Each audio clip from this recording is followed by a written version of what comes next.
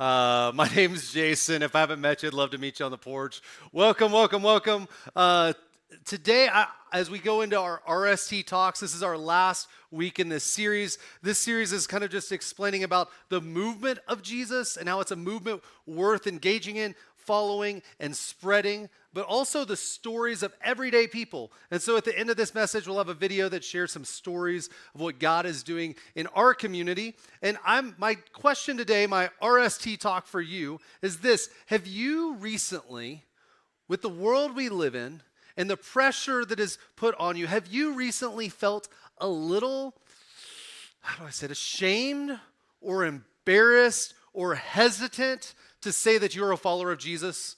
Like in the world today, there's a lot of this pressure and you're like, I don't know if I want to claim this because I get maybe mislabeled of what I don't want to be. So I was at my neighbor's house about a month ago and they invited us over. We're new to the neighborhood. We're meeting them and they brought some other neighbors together. And so we're hanging out, having appetizers and drinks. And it's like, they asked Molly and I, like, what do you guys do for work?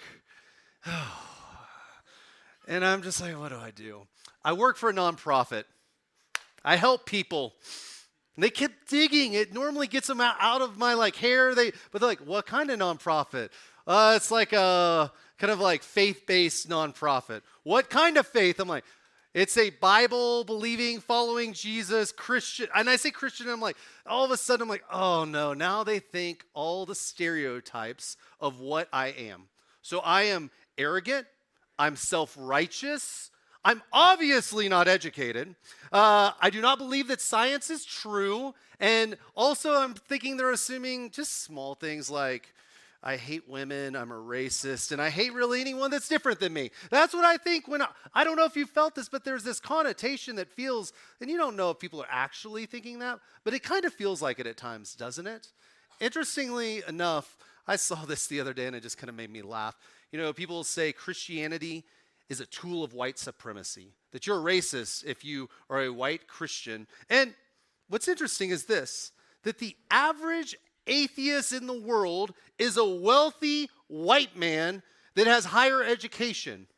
Yet, the average Christian in the world is a woman who is a woman of color in a developing country. See, our world paints a picture of what it means to follow Jesus through only an American lens, only through a lens that works for us and what we want to push or whatever agenda we want to push. But Jesus' movement is bigger than that. It is a worldwide movement. And so as we look at the way of Jesus today, I want us to think about maybe how you felt insecure about this, like me. I felt insecure, like, oh, what does it look like for me now to claim Jesus? Because I've kind of got over the whole, people are going to cancel you now. I mean, people are just, if they're not, it's like, I'm going to just say, I don't want to listen to anything you say because you're this. Well, I'm not really worried that much about that now. I'm more worried about being misunderstood for something. I don't want to be misunderstood for my faith that is in Jesus. I don't want people to believe that I believe something that is not true, that is not the way of Jesus. Because on the other hand, there are also people that are followers of Jesus that are arrogant, that are greedy, that are hateful, that are angry. And I don't want to be labeled with that either. So what does it look like for me to not be misunderstood? Because I do believe in something. I do believe what Jesus claimed he said he was. And in John 14:6, I want to show you what Jesus said about himself and then how that impacts and influences us. This is what Jesus said. He goes, I am the way and the truth and the life. No one comes to the Father except through me. Jesus makes a bold, audacious claim that now will ruffle some feathers because he claims that he is the way, that there is no other way to God, that he is king, that he is Lord. And if you want access to God, it must go through him. He said that. And all of a sudden, if you believe that, what does that say about you? A lot of people view God as kind of like a mountaintop experience. So I've heard this illustration happen that we're all trying to get to the top of a mountain.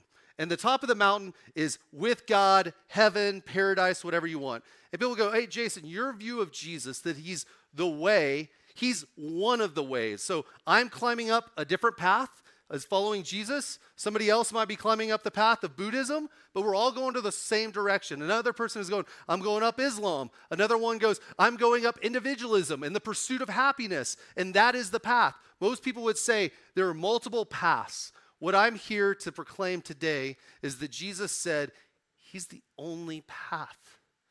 And that seems almost narrow. It seems mean. It seems unloving. But today I want to show you that maybe it's the most loving thing he could say. My kids and I, we went up to Buena Vista. Okay, I've been in a debate. Is it Buena Vista or Buena Vista? Okay, so Buena Vista people. Anybody that say Buena Vista? What are the Buena Vista people? Oh, okay, yeah, the people that they're like, I'm Coloradan. They call it Buena Vista. I call it Buena Vista. I think it's because I'm from Oklahoma, but Buena is easier than saying Buena. But Buena Vista. So we go up to Buena Vista, and Kaylor, here he goes. He's like, dude, you should go check out St. Elmo's. It's this old ghost town that was established in 1880, and it's still there. All the buildings are there, and it's above Mount Princeton. It's a beautiful drive. Your kids will love it. So this is me and my kids. And my wife, we all went up to St. Elmo's. It's this one-street town, and it's beautiful. You can see Mount Princeton. The hiking's unbelievable. The weather, and it's just been so kept together. It's amazing that this small town is still in existence. And so we got up there, and I'm like, this is awesome. It's beautiful. But when I was in Buena Vista, I typed in how to get. Not really how, I just typed in Google Maps. You don't really type in how. I typed in Google Maps, St. Elmo, and I hit directions. And you know what it took me? Up a one-way road, or it's a one-way to Buena Vista, or to St. Elmo from Buena Vista. There was no other routes to get to St. Elmo. There was no other way to get there. And so I'm going up there, and I'm like, well, I have no other choice unless I have a crazy off-road vehicle. Maybe I can go a different way.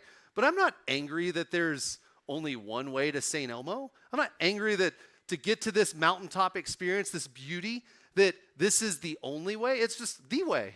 It's how it is. It's I got to go up this way. So today, I want to show you the way of Jesus. And in our study of Acts, there's something that happens.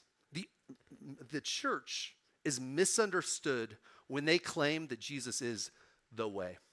And then there is a social pressure that follows when they go, we're following Jesus and it is the way. There is a social pressure that follows. And as we address this social pressure, I want to ask you three questions. As we think of, is Jesus the way? I just want to ask you three questions and just to yourself respond, what you think on each of these reflective questions. So the first question that I would love for you to ask yourself today is Jesus your way?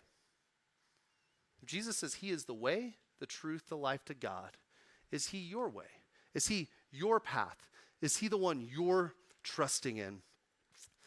As we get back in Acts 19, where we're at in this passage we're in the city of Ephesus. Again, when I think of Bible stories, I think of St. Elmo. St. Elmo is a one-street town, and that's what I think of these stories. Like Ephesus, one-street town, there's a saloon, there's a jail, and there's a market. No. Ephesus is 250,000 people. It is a huge city, and it is marked by the temple of Artemis. This temple was one of the seventh wonders of the ancient world. People would come from all of Asia and the world to Ephesus to worship and see the temple of Artemis. So when we're talking about this story right now, we're at the center of the world, and there's this huge group of people. And in verse 23 of chapter 19, we pick up in our story, and it says this: about that time in Ephesus, there arose a great disturbance about the way. The followers of Jesus were not called Christians at this time. They were called the way. It was just the way of following Jesus. It was this way of life. It was this way that they were pursuing. Why were they called the way? Because they believed what Jesus said, that he was the only way to God. And in Roman and Greek culture, there were thousands of gods. And so they were pushing against this fact that there is a way to God. Not multiple ways to God, but a way to God. And as they pushed that, they believed in it, and they lived in such a way. Now, as I say this, I know right now, some of people in here might be going, this is really narrow, Jason. This is culturally even very narrow, to proclaim that there is a only way to God, and it is through Jesus. One of the aspects of Jesus today I want you to consider is narrow all that bad.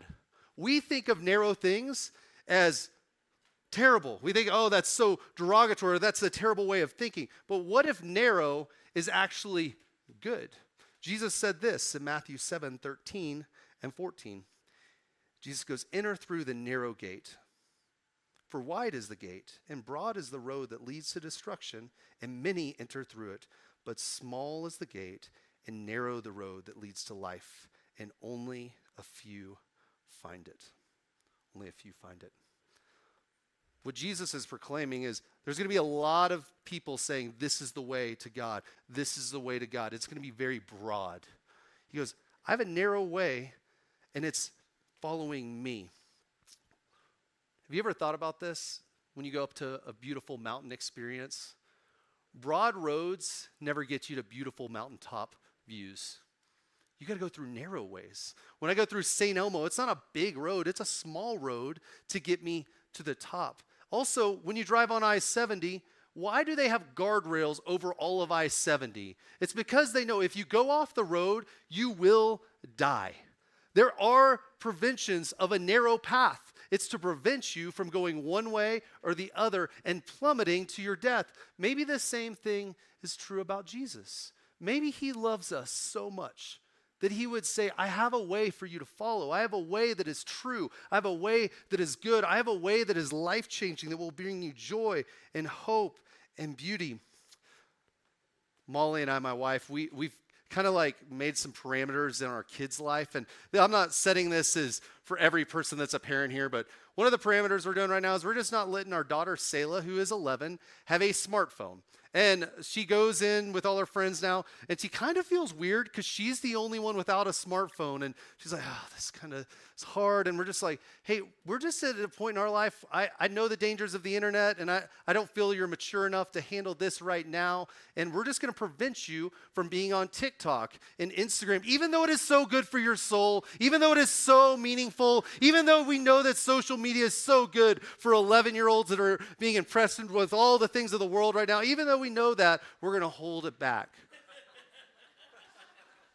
I'm such a narrow dad, aren't I? I'm so narrow. Why? Because I love her. Narrowness does not mean hate or push. It means love. God loves you so much that he gave a way for us to live, to follow, and to know him. And it's not to say exclude other people, because Jesus does not exclude. He wants every single person across the planet, no matter your ethnicity, no matter your socioeconomic background. He wants you. He's chasing after you. And no other religion, their God is not chasing after you. Jesus is chasing after you. Jesus went to the cross to die for you. Jesus loves you in his way. I promise, I believe with all my heart, is greater than any other way.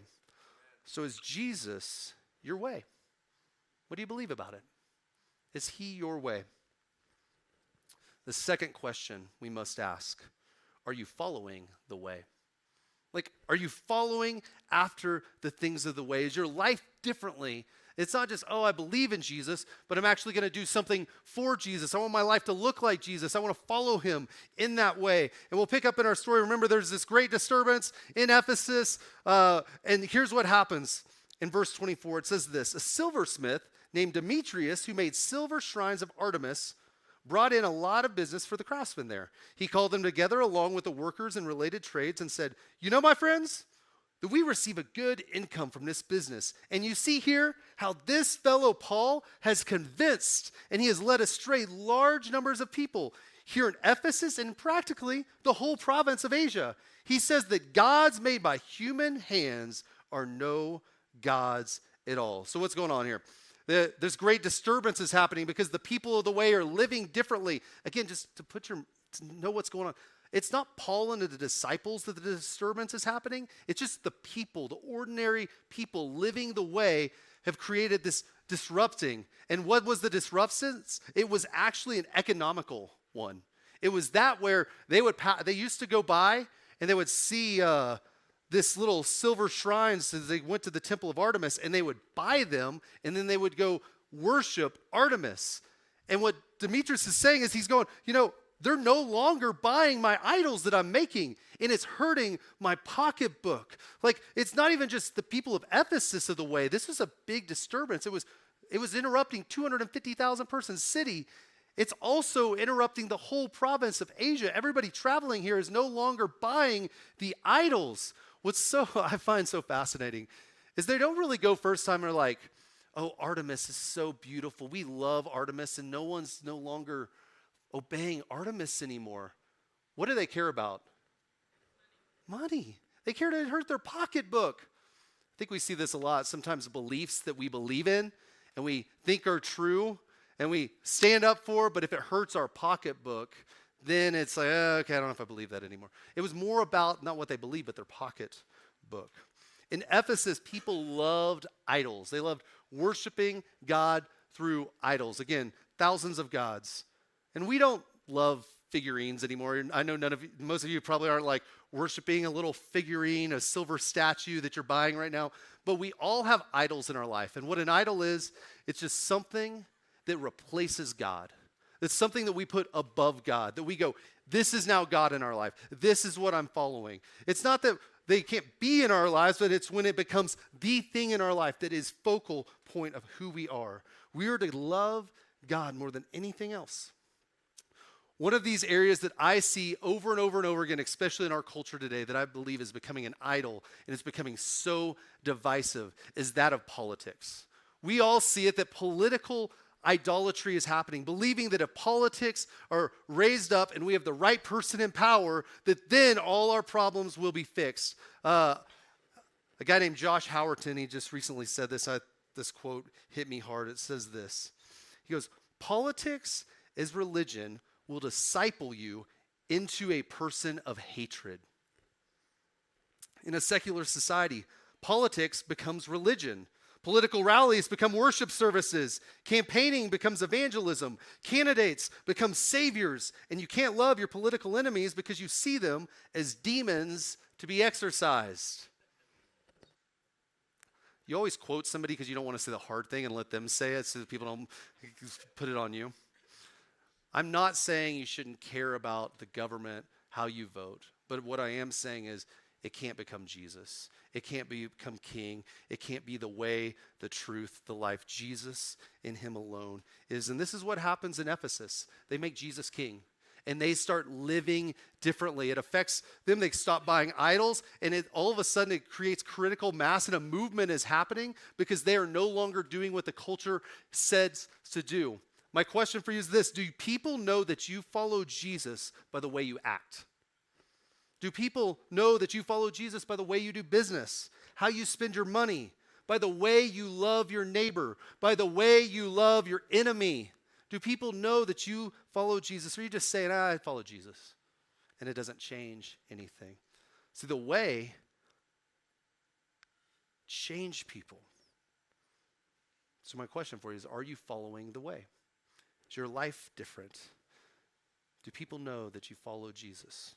I'm not saying that you're perfect, but I am saying you're different. If you follow Jesus and you claim that, we are to be different than the culture around us. We're to live in such a way that is different. Again, not perfection, but we will be different. And the third thing that I see in this passage is, do you stand up for the way? So what I mean by this is, as people push against you following Jesus, how do you stand up against that? Like, what are you supposed to do when people say you're an idiot for being a Jesus follower? You're this or this or this. What are you supposed to do when it's hard, when it's difficult, when people push against? And so I want to share the rest of the story and then pull some points out of this. It's a really good story, people. And most people would tell a pastor, I didn't even ask Ron to do this, but I'm going to anyway. They would say, never read 14 verses to an audience because they'll glaze over about verse 5 or 6. But I believe you guys are different people. So today, I'm going to read you this story. you're going to focus and listen to it because I don't want to explain it. I just want you to hear it and see what happened in this. You guys ready? You good? Can you pay attention, class, for 2.5 minutes? Okay. Thank you, Kaylor. I got a 1 amen. I appreciate you. Okay, so here's what's happening. Remember, they're selling these shrines. People are frustrated. There's this disturbance that is happening. And we pick up in verse 28. So when they heard this, they were furious. Again, these are not the people of the way. These are the silversmiths. When they heard this, they were furious, and they began shouting, "Great is Artemis of the Ephesians." Soon, the whole city was in an uproar. The people, they see Gaius, and they seize Aristarchus, Paul's traveling companions from Macedonia. Don't make fun of me for that, okay? And all of them rush into the theater together. So they get the guys that were with Paul, and they rush them into the theater, and they're frustrated with them, and there's a riot. This is not a small theater, though, people. It's a 24,000-person theater, meaning the riot and the disturbance was so big, they had to take it to a public theater to get that many people in there. There are probably people from the way, and there are people that were from this frustration. And it goes on to say, the assembly was in confusion. Some were shouting one thing, some another. Most of the people did not even know why they were there. The Jews in the crowd, they pushed Alexander to the front and they shouted instructions to him. He monitored for silence in order to make a defense before the people. But they realized he was a Jew, that he was following the way, and they all shouted in unison, not for 1 minute, not for 2 minutes, not for 5 minutes, not for 10 minutes, but for 2 hours. They shouted, "Great is Artemis of the Ephesians! Great is Artemis of the Ephesians!" See how high I hit that? They're shouting for 2 hours. Can you imagine 2 hours just shouting the same thing over and over again? Then the city clerk, he quieted the crowd. The city clerk's kind of like the mayor. And he says this, "Fellow Ephesians, doesn't all the world know that the city of Ephesus is the guardian of the temple of the great Artemis and of her image which fell from heaven? Therefore, since their facts are undeniable, you ought to calm down and not do anything rash. You have brought these men here, though they have neither robbed temples nor blasphemed our goddess. If then Demetrius and his fellow craftsmen have a grievance against anybody, the courts are open, and there are proconsuls. They can press charges. If there is anything further you want to bring up, it must be settled in a legal assembly.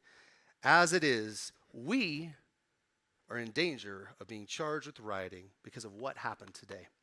In that case, we would not be able to account for this commotion since there is no reason for it." And after he said this, he dismissed the assembly. Hey, you guys did a great job. Thanks for, give yourself a hand. Good job listening. I see a few heads nodded off, but I'll catch up with you on the porch. I can fill you in on the story. This is a crazy scene, isn't it? You're like, just imagining 24,000 people potentially in this theater shouting for 2 hours. And so what does this even look like as the followers of the way are in this crowd or a part of this crowd or get dragged into this crowd? What's actually happening here? It's so interesting because Paul actually wanted to get up and he wanted to appear before the crowd, and he wanted to say that, make his defense, because Paul loves a big crowd, and he wanted to be like, "Oh, I want to go in and I want to share the gospel with these people," but they're like, "You're not going to do that." So what does it look like to actually stand up? Because these are just normal people. These aren't the famous people of the Bible. They're just the normal people here. What's all this mean? I see kind of a common thread in this story of what happened. And there's 3 things that I see of how they stood up. They stood up by not running away.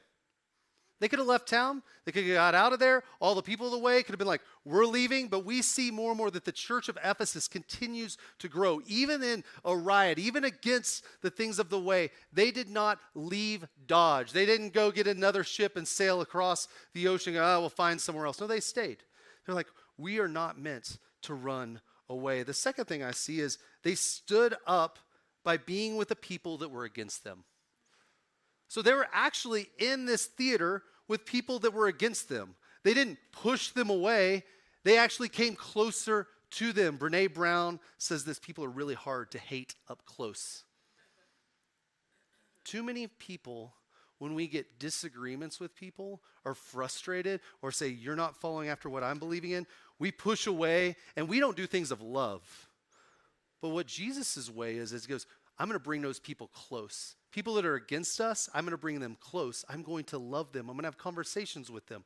I'm not going to judge them. I'm not going to be angry at them. I'm not going to hate them. But in love, I'm going to bring them close. And then 3, they acted in peace, not violence.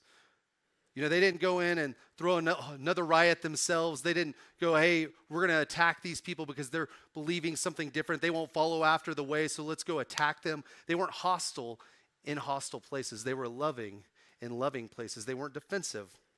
What I see about Jesus is Jesus always went into hard places. He went into places that where people were against them, that they wanted to kill him. And Jesus always did the same thing over and over again, and this was a characteristic of Jesus. He always brought grace and truth. He always brought them together. Jesus said, I am full of grace and I'm full of truth. I do both. But in our world, typically, we have either way too much truth or way too much grace, and we don't know the third way of following Jesus, which is full of truth, full of grace. It's both and. Here's an example. I had a guy a couple months ago. He came up to me and he's like, hey, Jason, I'm struggling with pornography. And he wanted some counsel. So I could have done 2 different ways, or I had 3 options. I'll give you the 3 options. Option 1 is full of truth. And truth without grace is just kind of plain mean. But I could have just been really truthful and shared no grace. I could have been like, hey, man, I just want you to know you're an idiot. Stop looking on lines. Quit looking at it. Quit doing that stupid. Did you know 55% of all divorce is caused because someone has an addiction to pornography and is regularly using it? That's true. The stats are true, but that doesn't mean it's the nicest way. Then I could say, in Ephesians 5:3, it says, do not even have a hint of sexual immorality. Bro, you got to clean yourself up, stop looking at that stuff, and quit being an idiot. There's truth there, but it's really mean. Here's the gracious way. Only grace. Someone tells me, oh, hey, this is where I'm at. And I go, hey, man, I just want you to know, don't worry about it. Do whatever your heart tells you to do because God gave you your heart, and you should just go with your own desires. Like, do whatever suits you. Like, whatever sexually you want, you should go after that. And I love you, and I think God loves you, and he forgives you. It's not that bad. Just keep going and be a good person and be gracious. And I'm just going to be gracious. Jesus' blood covers over all of it. It's not that big a deal. It's meaningless to not be the way of Jesus. But what did Jesus do? He brought grace, all of it, and he brought truth, all of it. And how grace and truth might work in this situation is when he shared that with me, I go, man, I'm so thankful you shared that with me. That's so courageous of you. I can't believe you would, because the world shames that, and I know in even Christian culture that you feel a lot of shame for that, but I want you to know I love you, and I'm here to do whatever I can to help you. If you need accountability, you text me anytime. I will be there for you. If you need help, I will get you help. If you fall down, I will pick you up and put you back on the path and walk with you, because grace and truth is real love. It's not just going, I don't care what they do, so I'm not even going to help. No, I'm going to help. I'm going to come beside because his love is coming with them through, and then I'm going to get them some resources to help them. I point them to my buddy's website. Just side note, if you know anybody that ever needs some freedom from this area of their life, it's called thefreedomfight.org, thefreedomfight.org. It's a program of 52 videos that help people get out of that lifestyle and break the addiction and break the shame cycle through a loving, gracious, and truthful way. I would point them to that. See, Jesus' way is not going all truth or only truth and only grace. It's all of both. It's perfect. So the church looked very different. They stood up differently. They presented to the world truth and grace because they asked these 3 questions. They go, is Jesus my way? And if he's my way, I'm going to make him Lord. I'm going to start following that. And I'm going to follow it. I'm going to live for it. Even when it's hard, I'm going to live for it. And then I'm going to stand up to it appropriately. I'm not going to be angry, hateful, but I'm going to bring full of grace, full of truth to people, and I'm going to share who Jesus is through my life, through my words, and ultimately through love. So today, as we finish this message, I want to just share with you not kind of how to do this from my thinking, but with our RST talks, we have 7 people or so that just have these short interviews of what it's looked like for them to live out, to follow the way, to know Jesus is the way, and to stand up for the way. So go ahead and check this video out.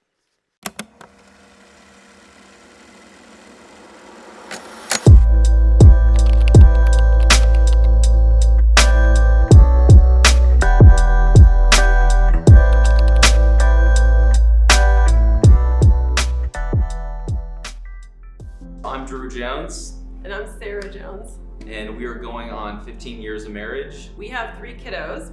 Our oldest is adopted from Ethiopia, and he is 10 years old. And then we have Holland and Jude. Holland is a girl, and she's 9, and then Jude is 7. So we had 3 kids in 2 years, and it's been really easy ever since.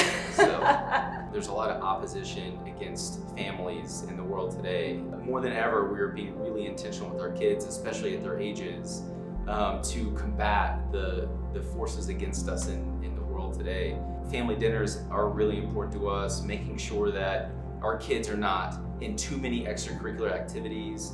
And one thing that we've really realized is technology creates so much division in our family. So we have a lot of boundaries around technology, which of course our kids complain all the time about, being bored. But what it does is it forces them to be creative. And yes, it's annoying sometimes, but it also forces us to be intentional and creative as well. So we do jump roping to Bible verses. And so as they're memorizing Bible verses, they have to do their jump ropes to try to keep it in their brain, but also keep their energy level where it needs to be. We've definitely seen a shift, especially this year, with just a desire to want to raise our kids up to serve the Lord. And that really includes implementing not just the fun things and connecting as a family with their parents and each other, but really just the way that they treat people at school and the way that they talk to other adults. And it goes so much more than just, hey, we're gonna be respectful people, but we're gonna treat people the way that Christ treats us and the way that he treats people. We're trying to create a culture in our family of being different than the world. So our kids don't go to Christian schools, and they're exposed to a lot more than what we allow our kids to be exposed to. But we have to navigate those conversations and help them with those relationships. So if they're having trouble at school with a friend or someone in the neighborhood or something like that, we always talk to our kids about it's really important to stop whatever you're doing and start praying. In our home, one of our family values is to love people. And for us, that means people from different backgrounds, from different cultures, from different countries. Having a heart for the nations has always been something that was instilled into me as a child. And so for us, it's just something that we want to put into our own family, a heart for cultures and people. Sarah and I actually met in China, and then we adopted our oldest son from Ethiopia. 2 of our kids are in Spanish immersion. Our oldest was in Spanish immersion until last year. And even when they watch movies, a lot of times we make them watch it in Spanish, which sometimes they're not happy about. Yeah, actually one thing that's really cool, just in the last month or so, our kids, all 3 of them individually, have just decided they all want to be baptized, which is so exciting for us. And as parents, even just the ability to baptize our own kids was such a privilege. But really, it's the fruit of the effort of putting in not only us praying for our family and our kids, but putting God first and memorizing the word and talking to our kids about putting that into their heart. And because of that, I feel like our kids, they have a hunger for the gospel. They have a hunger to know the Lord and to follow him and to see their friends and their family members who don't know the Lord to come to the Lord. And it's pretty exciting. We're really kind of taught to war like the world wars. I just think that's really important that we talk about do not conform to the pattern of this world, but be transformed by the renewing of your mind. And I want my kids every day to walk that out. But what it takes from us is intentionality of us spending time in the Word. I want to model that for my kids, and I want them to be able to grow up that way so they can model it for their kids and generations to come.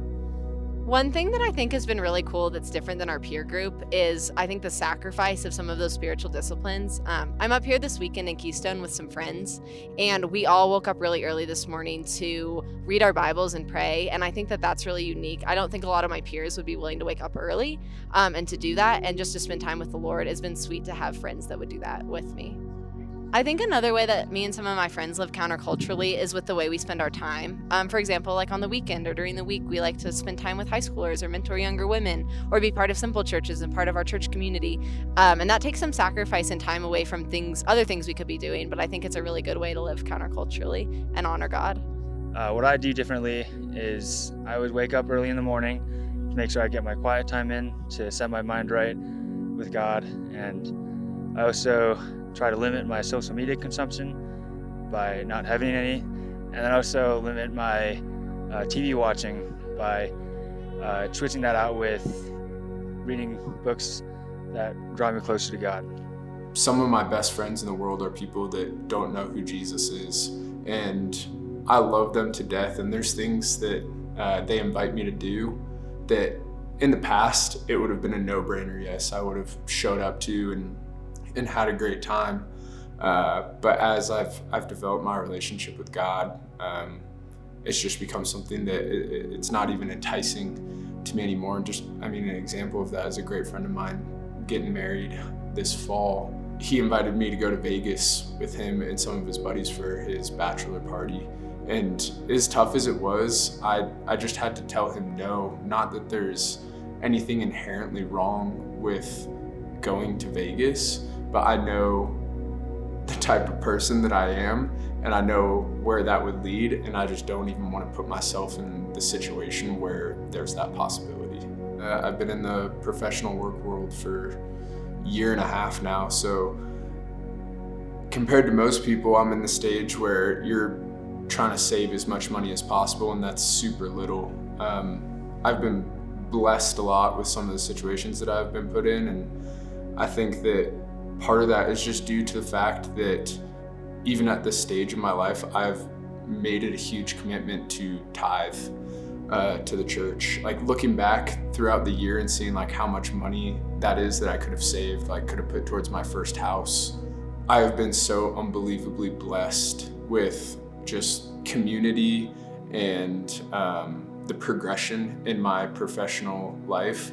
And I think the thing that really stands out the most there is that I don't know if I'd be where I'm at now without giving that much. I mean, money is the one thing in the entire Bible that God tells us that we can test him in. And so, again, I know everyone knows this, but you're not going to be trusted with a lot if you can't be trusted with a little. So making that important piece of my budget is super, super important to me. My name is Susan Simpson. I am a professional coach, and I work with executives and do leadership development, specifically targeting areas of crisis, conflict, and change.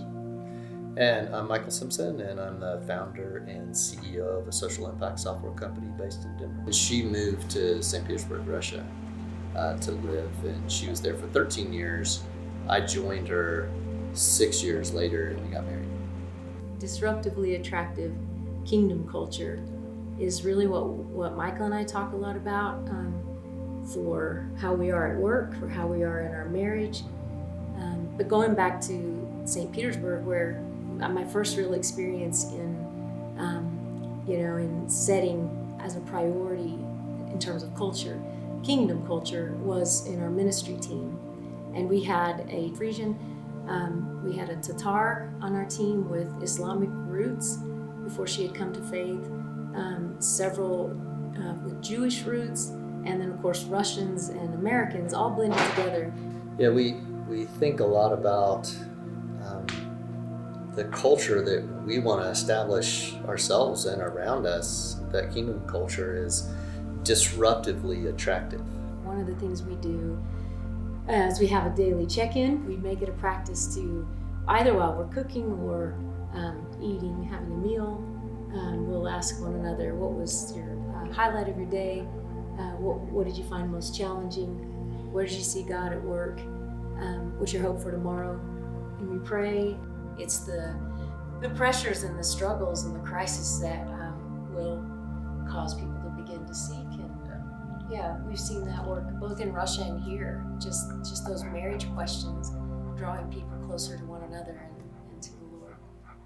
So what we find is that when the world is kind of swirling around everybody and there's lots of chaos, when we pray, when we get back into the Word, we tend to settle and be the calm in that storm. And everybody is dealing with a lot of chaos in the world right now.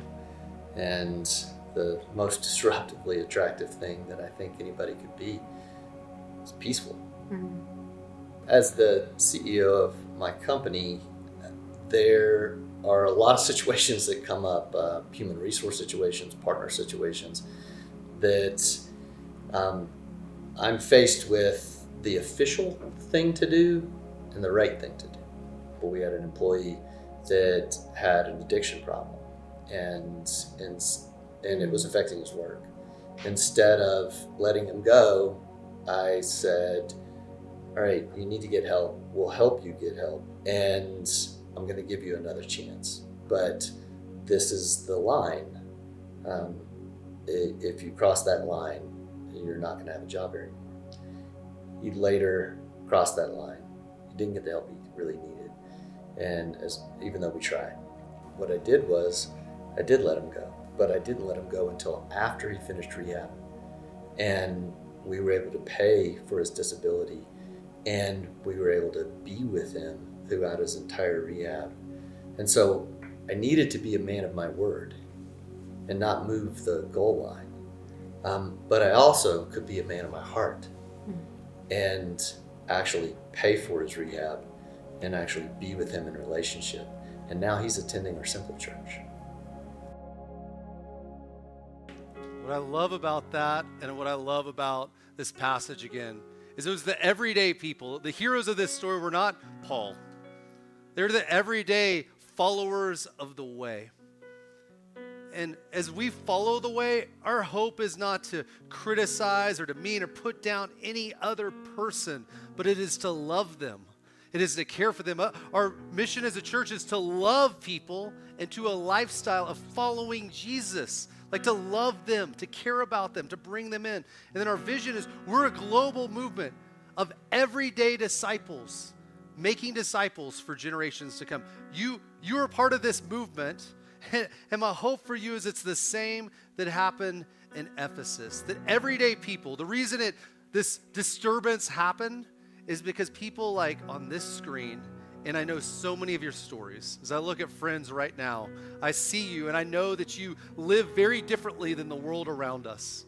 And what I see it doing is I see it impacting and influencing. The reason God is moving in this church is not because we're great communicators up here. It's because of you guys living it out. And people seeing that and they're going, this is a different way. This is a better way. Let us be people that would continue to live out the way of Jesus, and it would be fragrant and be this pleasant aroma to the people around us and to God that we are living on mission for Him. So my question is, will you join being a part of the way? To love people, to care, and to do this very different than the world around us. Would you pray with me? God, we come right now, and we just confess we don't have it all together. We're not perfect. And to begin with, we didn't decide to clean up our act, then you save us. No, God, in our sin, our shame, our hardship, our pain, God, we were there and you drew us to yourself, God. Thank you that we get to experience your love and grace in our lives. God, I just pray right now, if there's anyone here that has never made that decision to make Jesus the way, that they can make that decision today and that they would put their trust in you. And God, as we close this service, God, I pray that you might give us the wisdom and the strength to lead a life that is not perfect, but it is different. And that people might see that, they might respond, and our world might know that you are King of Kings, that you are Lord of Lords, and that you are the way, the truth, and the life. In Jesus' name.